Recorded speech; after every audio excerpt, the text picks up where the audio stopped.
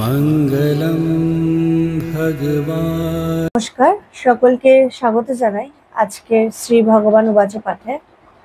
আশা করি আপনারা প্রত্যেকে সুস্থ আছেন এবং ভালো আছেন। আলোচনা শুরু করবার পূর্বে আমার গুরু ভগবানের চরণে জানাই শতকোটি প্রণাম।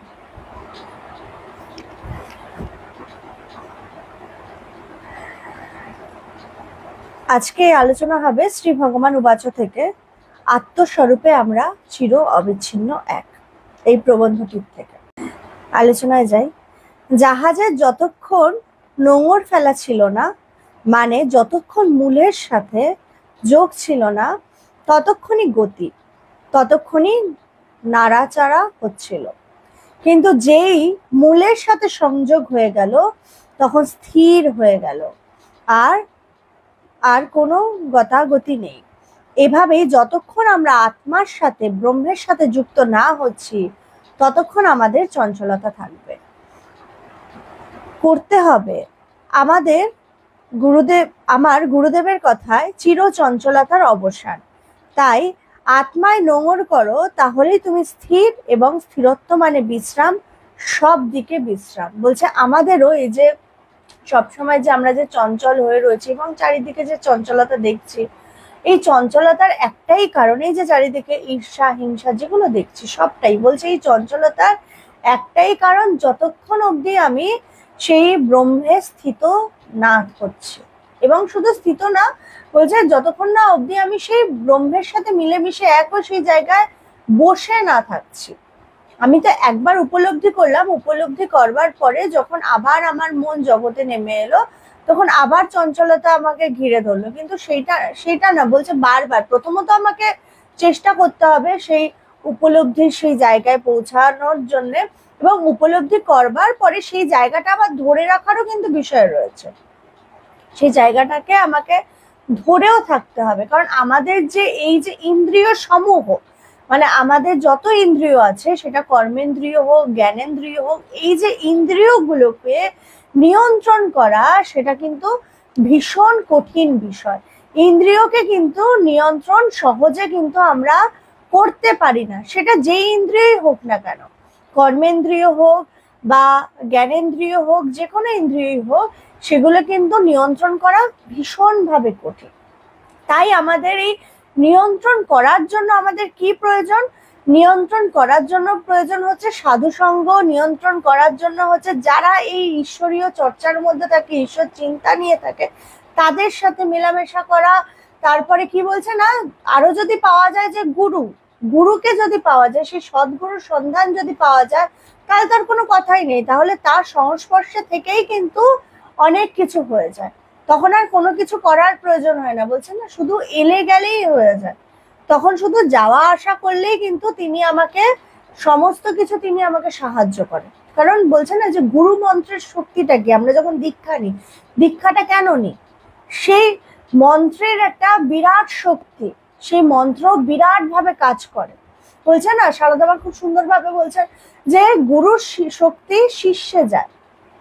খুব সুন্দরভাবে তিনি বলছেন যে দীক্ষা কি না, গুরুর শক্তি শিষ্যে যায় এবং শিষ্যের শক্তি গুরুতে যায়। শিষ্যের শক্তি মানে কিরকম? শিষ্য যে এবার খারাপ কর্ম করুক, যাই করুক, তাহলে গুরুকে, সেই গুরু যখন একবার সেই শিষ্যের হাত ধরে, সে শিষ্য যে পথেই যাক না কেন, গুরু কিন্তু কখনো শিষ্যের হাত ছাড়ে না। তাই শিষ্যকেও ঠিক আচরণ করাটা প্রত্যেকটা মুহূর্তে জরুরি। কারণ শিষ্য যদি অসৎ পথে হাঁটা শুরু করে, কারণ গুরু তো কখনোই হাত ছাড়বে না, কিন্তু তাতে কিন্তু গুরুর উপরে একটা বিরাট কষ্ট যায়, কারণ তাকে আবার সেখান থেকে টেনে আনা। যেমন হয় না, মানে উদাহরণ এরকম দেওয়া যেতে পারে যে বাড়িতে যখন যারা মায়েরা আছেন, যারা যখন বাচ্চা একদম ছোট থাকে, তখন খুব দুষ্টুমি করছে, দুষ্টুমি করতে করতে করতে করতে এবার মনে হলো না, এবার ওকে স্নান করিয়ে এবার আমাকে স্নান করে রেডি হতে হবে। কারণ বাচ্চা যখন ছোট থাকে, মায়ের উপর দিয়ে বিরাট ঝড় যায়, যে তাকে লালন পালন করা, তাকে খাওয়ানো, সবকিছুতে। এগুলো কিন্তু সবাই কিন্তু বুঝতে পারে না, একমাত্র মাই জানে। এবং মায়ের কষ্টটা বোঝার ক্ষমতা কিন্তু কোনো মহিলারও থাকে না, একমাত্র মাই একটা মায়ের কষ্ট বুঝতে পারে, কারণ তার উপর দিয়ে কি যায়। তো ওই বাচ্চাটাকে যখন আমি মানে আমার দিনের সমস্ত কাজ হয়ে গেল, এবার বাচ্চাটাকে যখন স্নান টান করিয়ে একটা জায়গায় বসালাম, বসানোর পরে আমার নিজে স্নান টান হয়ে গেল, তারপরে যদি আবার এই বাচ্চাটা ধুলো মেখে ফেলে, তখন কিন্তু মায়ের কিন্তু ভীষণ কষ্ট হয়। এই মা কিন্তু গুরু, এই গুরু কিন্তু গুরুর আর মায়ের সাথে কিন্তু তফাৎ নেই। কিন্তু মা কিন্তু বাচ্চাটাকে কিন্তু তখন বকাবকি তো করে ঠিকই, একটু বকে, কিন্তু তাই বলে বাচ্চাটাকে ওরকম নোংরা অবস্থায় রেখে দিতে পারে না। তখন সে কি করে, আবার বাচ্চাটাকে আবার পরিষ্কার করে, আবার সে বাচ্চাটাকে পরিষ্কার করে, আবার তাকে আবার ধোয়া জামা কাপড় পরে, আবার আবার তাকে একটা জায়গায় বসায়। বলছে গুরুও কিন্তু ঠিক তেমনি। গুরু যখন একবার শিষ্যের হাত ধরে, সেই শিষ্য যাই হোক, যে পথেই থাকুক, খারাপ হোক ভালো হোক, একবার যখন তিনি শিষ্যের হাত ধরেন, তখন শিষ্যকে তিনি কখনোই ছাড়েন না। তাই আমরা যারা শিষ্য, যে গুরু থেকে দীক্ষা নিই, আমাদের তাই জন্য প্রত্যেকটা মুহূর্তে শুধু দীক্ষা নিলাম, ছেড়ে দিলাম, গা ভাসিয়ে দিলাম না, আমাদের আচরণগুলো কেমন হচ্ছে, আমি সৎ পথে আছি নাকি, সেটা কিন্তু আমাদের প্রত্যেকটা মুহূর্তে একটা লক্ষ্য রাখা উচিত, এবং সেটা নিয়ে বিচার বিবেচনা কিন্তু প্রত্যেকটা মুহূর্তে করা উচিত। প্রত্যেকটা দিনই কিন্তু একটা শিক্ষা। এটা নয় যে আজকে আমার জীবন থেমে গেল, আজকে আমি ভুল কাজ করলাম, করতেই পারি, কারণ আমরা যেহেতু প্রত্যেক কত বড় বড় মহাপুরুষরা আছে যারা একবার জ্ঞান লাভ করেও ইন্দ্রিয় সমূহকে তারা নিয়ন্ত্রণ করতে পারে না, সেখানে আমরা তো নগণ্য মাত্র না, আমরা তো কিছুই না। তো আমাদের দ্বারা যে ভুল হবে না, এটা হতেই পারে না। বিরাট বিরাট কত মহাপুরুষরা আছে, তাদের দ্বারাই ভুল হয়ে যায়। তো জ্ঞান লাভ একবার হলে তো হয় না, বারবার সেই জায়গা ডুবতে ডুবতে ডুবতে ডুবতে যখন একদম মন নাশ হয়ে যায়, সেটা হচ্ছে আসল ব্যাপার। না, আমরা তো যারা ঈশ্বরের অনুভূতি করিনি, খুবই সাধারণ মানুষ, তাদের দ্বারা ভুল হবে না, এটা হতেই পারে। ভুল করব, কিন্তু এই ভুলটা, আজকে যে ভুলটা করলাম, সেটা যাতে আমি কালকে আবার রিপিট না করি, ওটার থেকে শিক্ষা নিয়ে আমি যাতে আবার মনকে বিচার করে সেটাকে আবার নিয়ন্ত্রণে আনি। এটাই হচ্ছে আধ্যাত্মিক পথে চলার একটা খুব সুন্দর কি বলবো সৌন্দর্য, যেটা যে আমরা অন্য পথে কি হয়, আমরা ভুল থেকে শিখি না, কিন্তু আধ্যাত্মিক পথ হচ্ছে এমন একটা পথ যেখানে আমি ভুল করব প্রত্যেকটা মুহূর্তে, কিন্তু এই ভুলটার থেকে শিখে ওই ভুলটা আর আমি দ্বিতীয়বার করব না। এবং যত আমার এই ভুলগুলো আস্তে আস্তে আস্তে আস্তে কমতে থাকবে, এই কমতে কমতে কিন্তু একদিন আমি ঈশ্বরের সাথে একাকার হয়ে যাব। দেখুন ভগবান খুব সুন্দরভাবে বলছেন, বলছে তাই আত্মায় নোংর করো, তাহলেই তুমি স্থির, এবং স্থিরত্ব মানে বিশ্রাম, সব দিকেই বিশ্রাম, বিশ্রামের প্রয়োজন আছে। সুতরাং আত্মজ্ঞান লাভ করলে কি হবে, আত্মজ্ঞান হলে এই চঞ্চলতার থেকে বিশ্রাম হবে। কি সুন্দরভাবে ভগবান বলছেন। দেখুন বলছে আমাদের প্রত্যেকেরই যেমন চলার পথে আমাদের কিন্তু বিশ্রামের খুব প্রয়োজন পড়ে। এক এক সময় মনে হয় আর পারছে না, একটু বিশ্রাম নিতে হবে। সে যখন সারাদিনে যদি সময় না পাই, তখন কি করি, রাত্রে গিয়ে একটা বিশ্রাম নিই। বলছে এটা তো আমরা শরীরের বিশ্রামের কথা ভাবছি, দেহের বিশ্রামের কথা। এই মনের বিশ্রাম, মন কিভাবে বিশ্রাম পাবে? মন একমাত্র, মনের নাশ তখন হবে, মন একেবারে সেই বিশ্রাম পাবে যখন আমি আত্মজ্ঞান লাভ করব। তখনই আমার বলছে এই চঞ্চলতার থেকে, এই যে সারাক্ষণ আমার মন আমাকে ছুটিয়ে বেড়াচ্ছে, এই চঞ্চলতার থেকে আমি বিশ্রাম পাবো। মানুষ সবাই বিশ্রাম চাইছে, সাময়িকভাবে হোক, শান্তি চাইছে। এটা হচ্ছে অস্থায়ী একটা বিশ্রাম, যে বিশ্রাম আমরা করলাম, কিন্তু যখন চিন্তার হাত থেকে আমি পরিত্রাণ পাবো, সেটা হচ্ছে চিরশান্তি। এটা আমাদের খেয়াল রাখতে হবে, এই জন্যেই যে চিন্তা আমায় সবসময় চিন্তিত করছে, চিন্তা আমাদের সবসময় চিন্তায় রেখেছে। চিন্তা ভালো না খারাপ সেটা বড় ব্যাপার নয়। যেমন সুন্দরবনে আছি, খুব ভালো আছি, আমার বাঘের ভয়ও আছে। ভগবান উদাহরণ দিয়ে খুব সুন্দরভাবে বলছেন, বলছে আমি সুন্দরভাবে আছি, খুব ভালো আছি, খুব ভালো ভালো চিন্তা হচ্ছে, প্রকৃতির খুব সুন্দর দেখছেন, আবার মনে মনে কি বাঘের ভয়ও আছে। ওই চিন্তার সাথে আসবেই আসবে। আজ ভালো আছি, কিন্তু প্রেমময়ের জন্য আমাদের চোখের জল বেরোচ্ছে। মানে যেই সময় ভগবান এই কথাটা বলছেন, সেই সময় আমাদের আরেকজন মাতাজি ছিলেন, তিনি, তার নাম প্রেমময়ী মা। তিনি খুব অল্প বয়সে, মানে তার সন্ন্যাস নিলেন 2010 সালে, আর তিনি দেহ রাখলেন 2012 সালে। মানে খুব অল্প বয়সে তিনি দেহ রেখেছিলেন, মানে বলা যেতে পারে 24-25 বছর বয়সে তার ক্যান্সার হয়েছিল, এবং ক্যান্সারটা কিছুতেই প্রচুর বড় বড় ডাক্তার, প্রচুর বড় বড় হসপিটাল, সে ক্যান্সার হসপিটাল থেকে শুরু করে সব জায়গায় ট্রিটমেন্ট হয়েছিল, কেউ ধরতে পারেনি, কেউ ধরতে পারেনি। একদম শেষ মুহূর্তে গিয়ে ধরা পড়লো তার ক্যান্সার। আর তখন আর হাতে কোনো সময় ছিল না সেই সময়। আর এবং এই প্রেমময়ী মা একদম বাচ্চা বয়স থেকে আমাদের গুরুদেব ভগবানের সঙ্গ করেছে। তো তার যাওয়াটা একটা মানে খুব আমাদের সংস্থার জন্য একটা বিরাট, মানে কি বলবো, বিরাট বেদনাদায়ক ছিল। এবং ভগবানের জন্য তো অবশ্যই, কারণ ভগবান তাকে একদম বাচ্চা বয়স থেকে দেখেছে, বাচ্চা বয়স থেকে তাকে গড়ে, তাকে আধ্যাত্মিক কথা, আধ্যাত্মিক তত্ত্ব শোনানো, এবং তার ভগবানের সংস্পর্শে এসে তার তার জ্ঞান লাভ হয়েছিল। একটা খুব সুন্দর মহিলা ছিলেন তিনি। তার মানে তার কথা না বললেই নয়, সে একজন খুব সুন্দর মাতাজি ছিলেন। আমাদেরই একটা কি বলবো, আমাদের জন্য, আমাদের সংস্থার জন্য এবং সবার জন্য ভীষণ বেদনাদায়ক যে সে অল্প বয়সেই দেহ রেখেছে।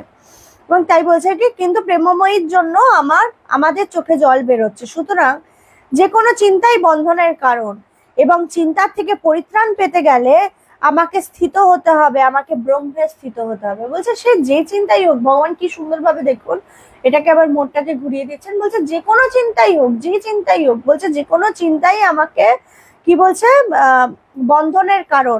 তাই বলছে চিন্তার থেকে পরিত্রাণ পেতে গেলে আমাকে স্থিত হতে হবে, অর্থাৎ আমাকে জ্ঞান লাভ করতে হবে এবং আমাকে ব্রহ্মে স্থিত হতে হবে। প্রশ্ন হলো আমি স্থিত হব কিভাবে?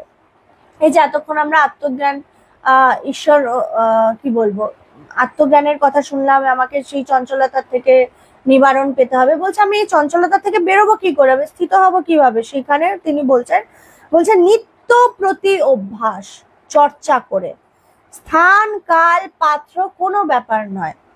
এখানে আমি লঞ্চে আছি, রবীন্দ্রনাথ ঠাকুর নৌকায় বসে কবিতা লিখেছিলেন, তিনি কবি ছিলেন। আমি লঞ্চে বসে সমাধিস্থ হচ্ছি, আমি এখানে বসে ব্রহ্মজ্ঞানের কথা বলছি এখন গভীর রাত্রি। এর সাথে কোনো সম্পর্ক নেই আমরা কোথায়, আমরা কেমন আছি, এটার সাথে কোনো সম্পর্ক নেই। এই জন্যই এখানে আমাদের শেখানো হচ্ছে আমি আছি আমার সাথে, এবং আমার সাথে আমি সবসময় ভালো নেই, কখনো ভালো আছি, কখনো মন্দ আছি, আমি স্থির হতে পারছি না, এবং সেই জন্য স্থান কাল পাত্র সব বাইরের ব্যাপার। আমার গুরুদেবের কথা, বাইরের জগতে যা কিছুই ঘটুক না কেন তাহা তোমাকে বিচলিত করিবে কেন। দেখুন খুব সুন্দরভাবে ভগবান বলছেন, বলছে যে আমরা যে প্রত্যেকটা মুহূর্তে বলি না, আজকে আমার মনটা ভালো নেই তাই জন্য আজকে আমি জব করব না, আজকে আমার মনটা খুব ভালো আছে আজকে আমার জব করার সময় নেই, কারণ খুব ভালো আছে বাড়িতে আমি আত্মীয় পরিজন নিয়ে ভীষণ ভাবে ব্যস্ত, বা আমি আমার ছেলেকে নিয়ে। বলছে ভালো থাকুক মন্দ থাকুক যাই থাকুক না কেন, বলছে নিত্য প্রতি অভ্যাস, আমাকে অভ্যাসটা রোজ করতে হবে। তাতে আমি মন ভালো থাকুক মন খারাপ থাকুক যাই থাকুক না কেন, আমাকে রোজ এই আধ্যাত্মিক চর্চা করতে হবে, রোজ নিজের মনকে অভ্যাসের মধ্যে রাখতে হবে। যখন আমি রোজ এই চর্চা করব, রোজ অভ্যাস করব, তখনই আমি সেই জায়গায় পৌঁছাবো, সেই জ্ঞান লাভ করব। ভগবান খুব সুন্দরভাবে বলছেন। এবার রবীন্দ্রনাথ ঠাকুরের উদাহরণ দিয়ে বলছেন, রবীন্দ্রনাথ ঠাকুর কিন্তু স্থানকাল পাত্র দেখতেন না, যেখানেই তিনি বসতেন যখন তার মনে কবিতা আসতো তিনি তখনই কবিতা লিখতে শুরু করতেন, যার জন্য তিনি আজকে কবি গুরু রবীন্দ্রনাথ ঠাকুর হয়েছেন না, বিশ্ব কবি হয়েছেন। তার আজকে আমরা যে জন্মদিন আসছে সে 25শে বৈশাখ, তখন আমরা পালন করব। এই যে এই ব্যাপারগুলো যে মানে আমরা যে প্রত্যেকটা সময় যে অজুহাত দিই যে আমার মনের এই অবস্থা, আমার ভালো নেই, আমি আজকে ঈশ্বর চিন্তা করতে পারবো না, বলছে ভগবানের যিনি গুরুদেব ছিলেন স্বামী পবিত্রানন্দজি, তাকে তার গুরুদেব ভগবানকে বলেছেন যে কি, বাইরের জগতে যা কিছুই ঘটুক না কেন তাহা তোমাকে বিচলিত করিবে কেন। এখানে যদি আমাকে বাঘে টেনে নিয়ে যায় ওটা বাঘের ব্যাপার, বাঘের মুখে পড়া অবধি আমার কিন্তু বলতে হবে সোহম, আমি সেই। আত্মজ্ঞানে কি হয়, আমি সেই। বলছে বাঘের মুখে পড়বো, আমার বিপদ আসবে, বিরাট কিছু হতে পারে, আমার এখন রাস্তাঘাটে চলতে চলতে হোক, যাই করে আমি বসে বসে হোক, যা কিছু হতে বলছে যা কিছু হবে সেটা তো হবে, ভবিষ্যতের কথা, এবং যেটা হওয়ার সেটা তো হবে, কিন্তু যতক্ষণ না হচ্ছে ততক্ষণ ঈশ্বর চিন্তা করে যাওয়া, বলছে ততক্ষণ অন্তত সোহম বলে যাওয়া। সোহম অর্থাৎ বলছে আমি সেই। আত্মজ্ঞানে কি হয়, বলছে আমি সেই, যেমন বলে কারো দোষ দেখবে না, দোষ দেখবে নিজের। বলছে কেন? কারণ এই জ্ঞান হলে চিৎকার করে বলবো না আমি, এই কি করছো তুমি, আমি ওকে গালাগালি করব না, আমি জানি আমার রূপেই তিনি নানাভাবে খেলছেন। বলছে জ্ঞান লাভ করলে কি হবে, এই যে প্রত্যেকটা মুহূর্তে চিৎকার করে করে বলা, এই তুমি এটা করছো, এই তুমি সেটা করছো, এই যে অন্যকে যে দেখছি যার জন্য আমার রাগ হচ্ছে, আমার মনের মতো কিছু না হলে আমার ভীষণ ভাবে ক্রোধ উৎপন্ন হচ্ছে, বা আমার সাথে যখন আরেকজন পাশাপাশি চলছে, যখন সেই পাশের জন এগিয়ে চলছে, আমার ভেতরে ঈর্ষা উৎপাদন হচ্ছে। বলছে এগুলো থেকে আমি রেহাই কখন পাবো? বলছে এই যে সারদা মায়ের কথাটা খুব সুন্দরভাবে ভগবান তুলে ধরেছেন। বলছে কারো দোষ দেখবে না, দোষ দেখবে নিজের। বলছে এই নিজের কখন দেখবো? বলছে যখন আমি সেই জ্ঞান লাভ করব, এবং জ্ঞান লাভ করলে কি হবে, তখন আমি সর্বভূতে সব জায়গায় সেই এক ব্রহ্মচারা অর্থাৎ নিজেকেই সব জায়গায় দেখবো। বা নিজেকে যখন আমি সব জায়গায় দেখবো, তখন আমি গালাগালি করব কাকে? আমি কখনো প্রত্যেকটা মুহূর্তে কি নিজের দোষ দেখতে পাই? সারাদিনে আমি কটা নিজের দোষ দেখতে পাই? প্রত্যেকটা মুহূর্তে কিন্তু আমি অন্যেরই দোষ দেখি। প্রত্যেকটা সময়, এই আজকে আমার এই কাজটা হলো না, এই আজকের এই কাজটা এই সময় মতো পৌঁছাতে পারলাম না, আমি আমার ছেলের জন্য, বা আমার মেয়ের জন্য, বা আমার স্বামীর জন্য। বা স্বামী বলবে আমার স্ত্রী আজকে দেরি করে খেতে দিয়েছে, বা আজকে সবকিছু দেরি হয়েছে, বা আমার ছেলেকে স্কুলে, যার জন্য আমার এই জায়গায় পৌঁছাতে দেরি হয়েছে। আমরা প্রত্যেকটা মুহূর্তে কিন্তু অজুহাত এইভাবে দিই। আমি যখনই কোনো একটা ফ্যাসাদে পড়ি, তখনই কিন্তু আমি সবসময় আমার এই চারিপাশে যারা আছে তাদেরকে নিয়ে ইয়ে করে বলি ওর জন্য দেরি হয়েছে। কখনো বলি না না আমার নিজের জন্য। আমি প্রত্যেকটা মুহূর্তে কিন্তু খুব কম সময় সারাদিনে আমার নিজের দোষ দেখতে পারি। এই দোষ দেখতে পারি না কেন আমি নিজের? বলছে আমি সবসময় অন্য বলে আর একজনকে নিজের থেকে পৃথক দেখছি, তাই জন্য। এই নিজের যে দোষ দেখতে পারবো কখন? বলছে যখন তোমার মধ্যে থেকে পৃথক ভাবটা চলে যাবে, অর্থাৎ যখন তুমি উপলব্ধি করবে, সেই জায়গায় পৌঁছাবে। বলছে আমি ওকে গালাগালি তখন আর করব না, আমি জানি আমার রূপেই তিনি নানা জায়গায় খেলছেন, টোটালটা একই। সুতরাং আমাদের প্রতিদিন প্রতি মুহূর্তের কাজ হচ্ছে চরম জায়গায় পৌঁছানো, মনের মৃত্যু। যতক্ষণ মন জীবিত আছে ততক্ষণ আমাদের এই মন জ্বালাবে। বলছে ভগবান খুব সুন্দরভাবে বলছেন, যে কি বলছেন, বলছে এই টোটালটা সবকিছু যা দেখছি, যা কিছু হচ্ছে, সব এক, এক ছাড়া দুই নেই। তাই বলছে না একম সব বিপ্রা বহুধা বদন্তি, মানে সে একই সর্বভূতে নানা ভাবে দেখাচ্ছে, আসলে না, সে একই রয়েছে। বলছে এই মনের মৃত্যু, বলছে আমাদেরকে কোথায় পৌঁছাতে হবে না, সেই চরম জায়গায়। দেহের মৃত্যু না, মনের মৃত্যু। এই মন মরলে কি হবে? এই যে সারাক্ষণ যে শুধু আমি আমি আমি আমি ছাড়া আর অন্য কিছু দেখছি না, বলছে আমির থেকে বেরোবো। এই আমির থেকে বেরিয়ে আমি অনুভব করবো এই আমি সর্বভূতে রয়েছে। এই আমি নিয়ে যে এত অহংকার করছি, আমি নিয়ে যে আমি সারাক্ষণ নিজের দোষ দেখতে পাচ্ছি না, অন্যের দোষ দেখে বেড়াচ্ছি, বলছে এই জায়গা থেকে আমি বেরোবো। বলছে আমাদের চরম জায়গা কোথায় না, মনের মৃত্যু। যতক্ষণ মন জীবিত আছে ততক্ষণ মন জ্বালাবে। সেই জন্যই বলছে চির চঞ্চলতার অবসান। চঞ্চলতাটা চিরন্তন। দেহের মৃত্যুর পরেও চঞ্চলতা যায় না, দেহের নাশ হয়, মনের নাশ হয় না। মনের চঞ্চলতা থাকে, মন আবার চঞ্চল হয়ে আবার জন্মগ্রহণ করে। আমি অনুভব করেছি যে মন চঞ্চল হয়, সেই চঞ্চল মন আবার জন্মগ্রহণ করে। বলছে না, এই জন্যই গীতাতেও শ্রীকৃষ্ণ বলছেন যে কি আমার যে এই যে অর্জুনকে তিনি বলছেন না যে তুমি যে শোক করছো, বলছে দেহের মৃত্যু হয়। দেহকে কিভাবে তিনি গীতাতে বলছেন, যেমন এই যে জামা কাপড় ছিঁড়ে গেলে আমরা কি করি, ফেলে দিই, বা কারো কিছু ঢেকে রাখি, বা কিছু করি, এইভাবে ব্যবহার করি, কিন্তু জামা কাপড় আমি পরি না, নতুন জামা কাপড় পরি। বলছে এই দেহটাও ঠিক তেমনি, আমি যতক্ষণ না বলছি মুক্তি লাভ না করছে, আমার এই মন মুক্ত না হচ্ছে, এই চির চঞ্চলতা যতক্ষণ না অবসান না হচ্ছে, মনের মৃত্যু যতক্ষণ না হচ্ছে, ততক্ষণ কিন্তু সে দেহে ধারণ করে জন্মাতে থাকবে। যার জন্য আমাদের শাস্ত্র জন্ম জন্মান্তরে বিশ্বাস করে যে আমাদের বারবার জন্ম হতেই থাকবে, যার জন্য শঙ্করাচার্য বারবার বলছেন তার একটি শ্লোকে যে পুনরাপি জানানাম পুনরাপি মরণাম পুনরাপি জানানি জঠরে শয়নম, যে তিনি বলছে যতক্ষণ না তুমি মুক্তি লাভ না করবে যতক্ষণ না অবধি তোমার এই মনের মানে মনে যতক্ষণ না সেই নাশ না হবে ততক্ষণ তোমাকে বারবার জন্মাতে হবে। পুনরাপি জানানাম, বারবার জন্ম, পুনরাপি মরণাম, বারবার মৃত্যু, পুনরাপি জননী জঠরে শয়নম, মানে জননী তোমাকে বারবার আবার সেই মায়ের জননী সেই ছোট্ট জায়গায় তোমাকে আবার কষ্ট করে সেখানে শুয়ে থাকতে হবে। যখন একটা শিশু সেই জননী জঠরে থাকে সে মোটেই আনন্দে থাকে না, সে ভীষণ কষ্টের মধ্যে থাকে।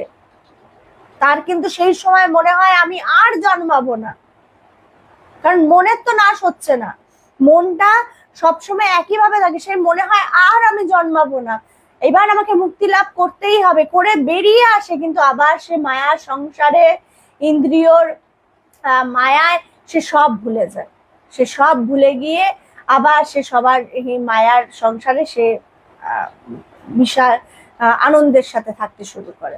কিন্তু এই যে আমার জীবনের উদ্দেশ্যটা কি, আমি জন্মালাম কেন, সেই আত্মজ্ঞান লাভ করতে, উপলব্ধি করতে এবং মনের নাশ করে আমি মুক্ত হতে সব ভুলে যাই। এই মায়ার সংসার আমাকে সব ভুলিয়ে দেয়। তাই জন্য ভগবান খুব সুন্দরভাবে সহজভাবে, ভগবানের এটাই সৌন্দর্য ছিল আমাদের গুরুদেবের, তিনি সব সময় এত সহজভাবে বেদান্তের এত চরম কথাগুলি বলতেন যেটা মানুষের মনের মধ্যে একদম তীরের মতো বাঁধত, যে খুব সুন্দরভাবে তিনি বলতেন, যেটাতে মানুষের বুঝতে সুবিধা হতো। মানে সাধারণত এখন যদি আমাকে বেদ উপনিষদ খুলে বড় বড় শ্লোক পড়ে আমার বুঝতে গিয়ে আমার তখন মনে হবে ধর আর এই কথাগুলো বুঝতে গেলে আমার আর ভাল লাগছে না মনে হবে, কিন্তু ভগবান এত সহজভাবে তিনি বেদান্তের কথাগুলো বলতেন যে মানে ওই আছে না যে শিশুরা যখন তারা খেতে পারে না তাদেরকে কি হয় চামচে করে খাওয়ানো, গুরু ঠিক কিন্তু ভগবান এইরকমই করতেন, বেদান্তটাকে এইরকম ভাবে পরিবেশন করতেন যে সামনের মানুষটা শুধু বুঝছে না, তার ওই বসে বসেই তার গভীর ধ্যান হয়ে যেত, উপলব্ধি হতো, নানা কিছু হতে থাকতো, আমি নিজে চোখে দেখেছি। বলছে সেই জন্যই বলছে চির চঞ্চলতার অবসান, চঞ্চলতাটা নিরন্তর, দেহের মৃত্যুর পরেও চঞ্চলতা যায় না, দেহের নাশ হয়, একটু আগেই বললাম, বলছে দেহের নাশ হয়, মনের নাশ হয় না, মনের চঞ্চলতা থাকে, মন আবার চঞ্চল হয়ে আবার জন্মগ্রহণ করে। আমি অনুভব করেছি যে মন চঞ্চল হয়, সেই মন আবার জন্মগ্রহণ করে, আবার চঞ্চলতার দৃশ্যগুলি হয়। যেমন ছেলে হয়েছে, দেখতে সুন্দর লাগছে, কিন্তু যখন পেটের মধ্যে ছিল তার মায়ের ভীষণ কষ্ট হচ্ছিল, কিন্তু সেই ছেলেকে মানুষ করতে গিয়ে কিন্তু তার আনন্দ থাকবে না, কারণ কাল তার জ্বর হবে, পরশু তার পেট খারাপ হবে, আনন্দ নষ্ট হবে। তাই মানুষের অনেক রোগ নেই, একটাই রোগ চঞ্চলতা, এবং রোগ থেকে প্রতিকারের উপদেশ গুরু বাক্য পালন, গুরু সঙ্গ এবং বৈরাগ্য। গুরু শিষ্যকে হাজারটা পরীক্ষা করতে হয় না, গুরুর শিষ্যকে হাজারটা পরীক্ষা করতে হয় না, তিনি জানেন একটাই রোগ এবং একটাই ওষুধ, তীব্র বৈরাগ্য। তীব্র বৈরাগ্য কেন? আমি যদি বৈরাগ্যবান না হই, আমি জগতের মধ্যে আকর্ষিত হই, তাহলে তো আরোই চঞ্চল হব। বলছে যে কি ভগবান এখানে আজকে আমাদের খুব সুন্দরভাবে 3টে পয়েন্ট দিলেন। তিনি বলছেন কি যে আমাকে এই রোগ অর্থাৎ এই যে চঞ্চলতার যে রোগ, সেখান থেকে আমি কি করে মুক্ত হব, সেই জায়গা থেকে বেরোবো কি করে, বলছে গুরু বাক্য পালন। আমাদের প্রত্যেকেরই আধ্যাত্মিক মানে বিশেষ করে যারা আমরা আধ্যাত্মিক পথে চলি প্রত্যেকেই আমরা দীক্ষা নিয়েছি, এবং যারা দীক্ষা নাও নি আমরা অনেকেই নানা মহাপুরুষের জীবনী পড়ি এবং তাদের থেকে অনুপ্রাণিত হই এবং মনে মনে তাদেরকেই গুরু বলে মানি, এবং তাদের যে বাক্যগুলো আছে সেগুলোকে বলছে পালন করা, বলছে গুরু বাক্য পালন। তারপরে 2 নম্বর কি বলছেন, গুরু সঙ্গ। গুরু সঙ্গ, সাধু সঙ্গ যেটাই করি না কেন সেটা সঙ্গ, এবং তারপরে 3 নম্বর কি বলছেন, বৈরাগ্য। বৈরাগ্য থাকাটা কিন্তু খুব জরুরি। এখন বলা যাবে না সন্ন্যাসীদের জন্য বৈরাগ্য, না, সবার জন্য বৈরাগ্য। সে সন্ন্যাসী হোক বা গারস্থ জীবন পালন করছে, যে যেই জীবনেই থাকুক না কেন, ব্রহ্মচর্য জীবন হোক, গারস্থ জীবন হোক, সন্ন্যাস জীবন হোক, যেই জীবনেই থাকুক না কেন, বৈরাগ্য টাকাটা হচ্ছে খুব জরুরি। বৈরাগ্য ছাড়া কিন্তু হবে না। বলছে আমি যদি বৈরাগ্যবান না হই, আমি জগতের মধ্যে আকর্ষিত হই, তাহলে আরো চঞ্চল হব। বৈরাগ্যবান হচ্ছে আধ্যাত্মিক পথে আমাকে এগোবো কিভাবে, আমাকে সেই জায়গায় পৌঁছাবো কিভাবে, না আমাকে গুরু বাক্য পালন করতে হবে, গুরু সঙ্গ করতে হবে, সৎসঙ্গ করতে হবে, বৈরাগ্যটা আমাকে আমার মধ্যে আনতে হবে। কোনো কিছুর সাথে যাতে আমি যুক্ত না থাকি। আমার ফোনটা, বিশেষ করে এখন আমরা বিশেষ করে যেটা যুক্ত আমার ফোনের সাথে, ফোনটা যদি কাজ করছে না বা যেটাই হোক, আমি যাতে ওটার সাথে নির্লিপ্ত থাকি। বা আমার আজকে এই শাড়িটা, ওটা আজকে যাতে, আগে পুজোতে 10টা শাড়ি কিনতাম, এখন যাতে যেটা যতটুকু প্রয়োজন ততটুকুতেই যাতে আমি সীমিত থাকি। আমার যাতে জামা কাপড় না ছিঁড়ে যায়, না হয়, দরকার নেই। পাশের বাড়ির জন্য 10টা শাড়ি হয়েছে, আমাকেও 10টা শাড়ি কিনতে হবে, দরকার নেই। আমার প্রয়োজন হচ্ছে না। তো তার থেকে আমি আমার সেই 8টা শাড়ি এনে 10টার পরিবর্তে 8টা শাড়ি করে 2টো শাড়ি আমি অন্যকে দান করি না, যারা সেই পুজোর আনন্দটা নিতে পারে না, তাদেরকে সাহায্য করি না। এটা কিন্তু, কারণ ঈশ্বর কিন্তু সর্বভূতে রয়েছে, সব জায়গায় রয়েছে। এই ছোট ছোট বিষয় যদি এগুলো করি, কিন্তু সাহায্য করতে গিয়ে যাতে আমার মধ্যে আবার এই অহংকারটা না এসে যায়, আমার কাছে রয়েছে ওর কাছে নেই তাই সাহায্য করি। ও তোমাকে সাহায্য করার সুযোগটা দিচ্ছে। আজকে যদি ওর কাছে থাকতো, তুমি সাহায্য করার সুযোগটা পেতে না। কিন্তু ওর মধ্যেও কিন্তু ভগবান রয়েছে। আজকে তুমি, আমরা যে সেবা কাজগুলো করি, আমরা কিন্তু ঈশ্বর ভেবে অনেক সময় সেবা কাজগুলো করি না। যার জন্য বলছে আমরা ওই সেবা কাজ করতে গিয়ে কিন্তু আমার নিজের ভেতরের যে অহংকারকে, সেটাকে এমন ভাবে জাগিয়ে তুলি, যার জন্য এই সেবা কাজের মধ্যেও কিন্তু আমাদের কিন্তু সেই ঈশ্বরকে পাওয়াটা হয় না। সেবা কাজ করতে গিয়েও তুমি ঈশ্বরকে পেতে পারো কিভাবে? নিজেকে যদি তুমি সরিয়ে রাখো, নিজেকে যদি সরিয়ে রাখো, নিজের অহংকারকে যদি সরিয়ে রাখো। একজন, আমরা প্রত্যেক এই যাদেরকে আমরা সেবা করছি তাদেরকে, তার মধ্যেও যদি আমি নিজেকে দেখতে পাই, তাহলে বুঝতে হবে আমি সেদিন থেকে ঠিক ঠিক সেবা কাজ করা শুরু করেছি।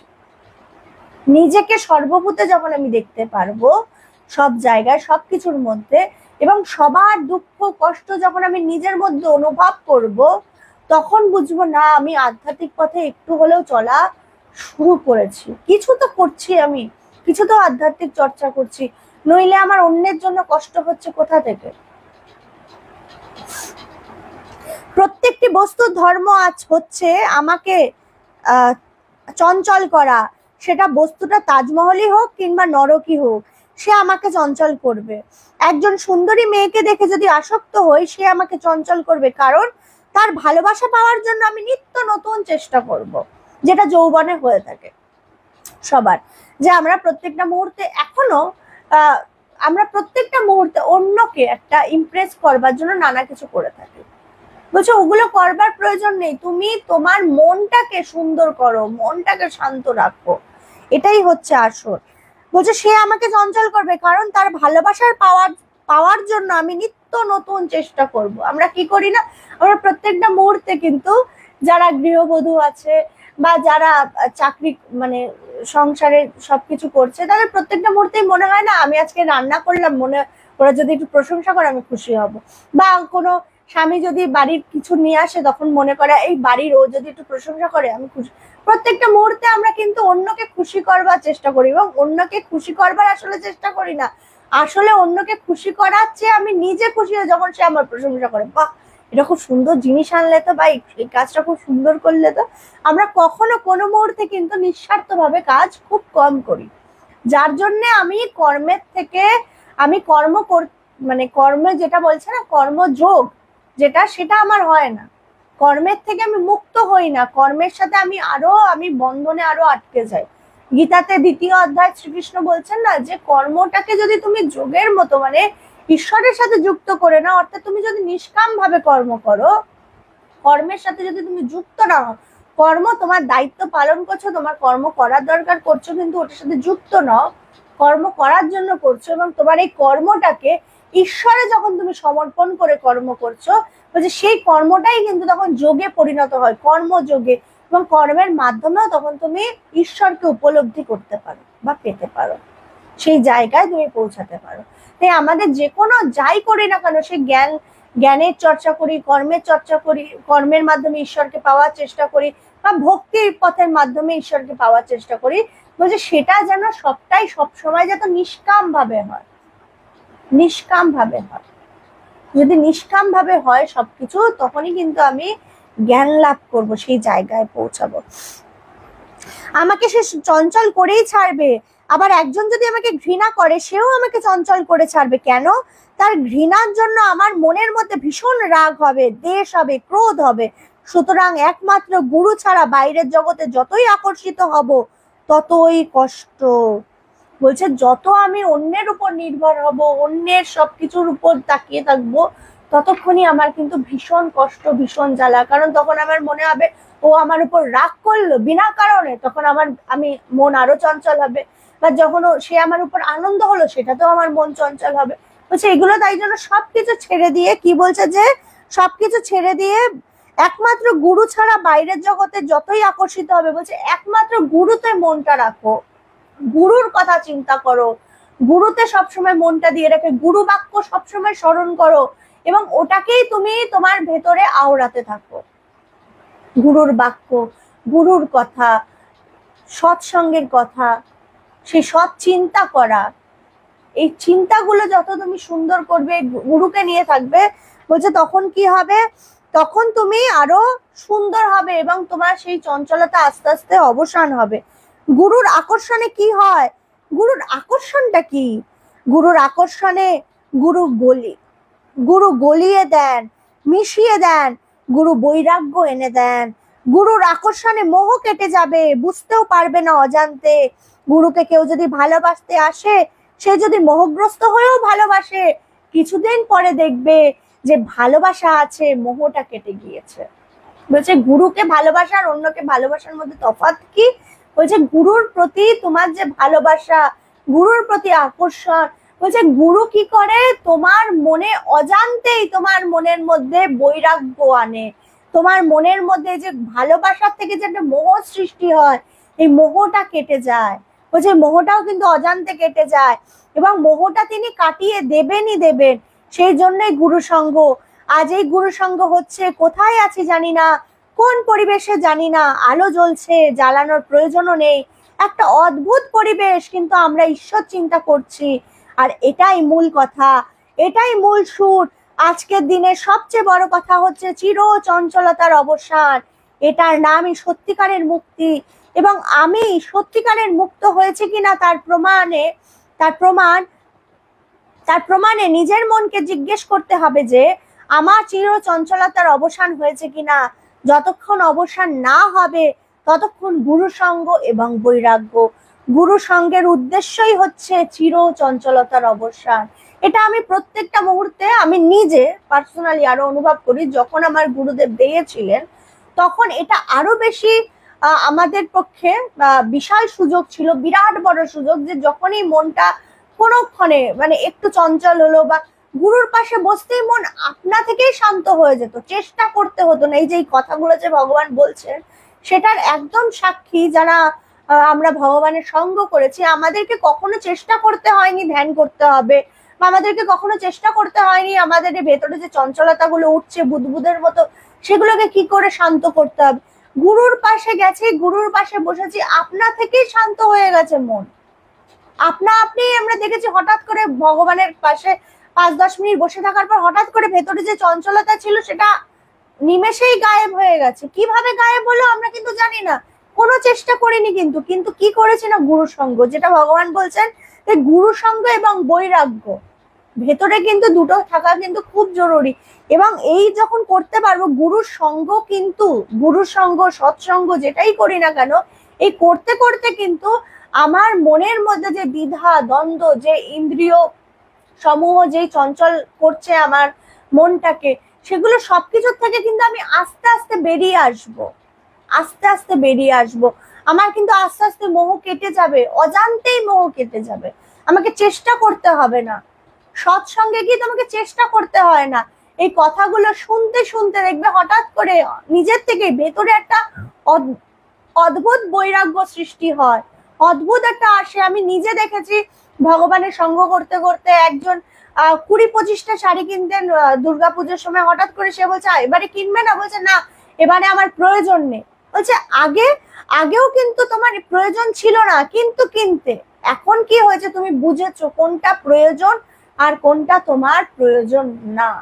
এই আধ্যাত্মিক চর্চা করতে গেলে, আধ্যাত্মিক চর্চা কিন্তু আসলে তোমাকে ঠিক ঠিক সংসার করতে শেখায়। এই যে আমরা যে সংসার করি এবং সংসারের মধ্যে নানা অভাব সৃষ্টি হয়, এই অভাবগুলো সৃষ্টি হয় কিন্তু আমার বেশি চাওয়ার জন্য। আমি প্রত্যেকটা মুহূর্তে অতিরিক্ত চাই, যেটা প্রয়োজন না। আমরা যেটা প্রয়োজন না সেটা চেয়ে বসি। কিন্তু আধ্যাত্মিক চর্চা করতে করতে কি হয়, আমি তখন আস্তে আস্তে আমার প্রয়োজনটা বুঝি, আমার প্রয়োজন কতটুকু সেটা বুঝি। এখন যেটা হয় মানে প্রত্যেকটা মুহূর্তে আমি ভাবি না এটা করব, আবার পরের দিন এটা করব না। না, তোমাকে বুঝতে হবে। আধ্যাত্মিক চর্চা তোমাকে শেখাচ্ছে যে প্রত্যেকটা মুহূর্তে প্র্যাকটিক্যাল হওয়া, তোমার কোনটা প্রয়োজন। বিলাসিতা আমাদের কারোর কিন্তু প্রয়োজনীয়তা নয়, প্রয়োজন নয়। তাই যতটুকু দরকার দিনের শেষে এটা চিন্তা করা। আসল বিশেষ করে যেটা প্রয়োজন সেটা হচ্ছে কিন্তু ঈশ্বর চিন্তা, সৎসঙ্গ করা, মনের মধ্যে বৈরাগ্য আনা। এই চর্চা করতে করতে কিন্তু আমি একদিন সেই জায়গায় পৌঁছে যাব, এই বিশ্বাসটা মনে আনা। আধ্যাত্মিক চর্চা করছি শুধুমাত্র গতানুগতিক চর্চা করার জন্য নয়। মহাপুরুষেরা প্রত্যেকে বলছে সেই জায়গায় তোমাকে পৌঁছাতে হবে, তোমাকে অনুভূতি লাভ করতে হবে, উপলব্ধি করতে হবে। তখনই তোমার মনের সমস্ত চঞ্চলতা দূর হবে এবং তখন তুমি ধীর স্থির শান্ত হয়ে যাবে। তখনই তুমি উপলব্ধি করবে তুমি সেই নিত্য শুদ্ধ বুদ্ধ মুক্ত আত্মা ছাড়া আর কিছু নও। তখন তুমি তোমার এই নাম রূপ অহংকারের থেকে বেরিয়ে আসবে এবং তখন আমরা মহাপুরুষদের এই কথাগুলোকে শুধু কথা হিসেবে রাখবো না। তখন আমি উপলব্ধি করব তারা যা বলছে সবটাই সত্য। যেমন আমরা ছোটবেলায় অঙ্ক করতাম না, এক্স ইজিক্যাল ধরি এক্স ইজিক্যাল টু এগুলো হলে প্রমাণ করো, তারপরে নিচে গিয়ে আমরা এটা করতাম যে প্রমাণিত বা অ্যাপ্রুভড বলে লিখতাম। বলছে ঠিক তেমনি তখন আমরা এই চর্চা করতে করতে সেই জায়গায় পৌঁছে গিয়ে আমরা তখন মহাপুরুষদের কথা তখন আমি মনে মনে উপলব্ধি করব প্রত্যেকটা কথা, হ্যাঁ এগুলো সবই সত্য, আমরা সত্যই অনুভব করা যায়। তখন তখন আমি নিজে বলতে আহা এগুলো সব আমার ভেতরেই ছিল, আমি চারিদিকে খুঁজে বেড়াচ্ছিলাম। আসলে সেই শান্ত পরিবেশ, শান্তি আসলে আমার সেই ভেতরেই রয়েছে, বাইরে কোথাও নেই। তখন আমার মনে যে চঞ্চলতা সবটাই দেখবো একদিন হঠাৎ করে দূর হয়ে গেছে। ওই দূর হবে কিন্তু একমাত্র উপলব্ধির দ্বারা, এবং উপলব্ধি করতে পারবো গুরু সঙ্গের দ্বারা, গুরু বাক্য পালনের দ্বারা, বৈরাগ্যের দ্বারা। আজকে আলোচনা এখানেই শেষ করছি। আপনারা প্রত্যেকে সুস্থ থাকবেন, ভালো থাকবেন। শুভরাত্রি। জয় ভগবান।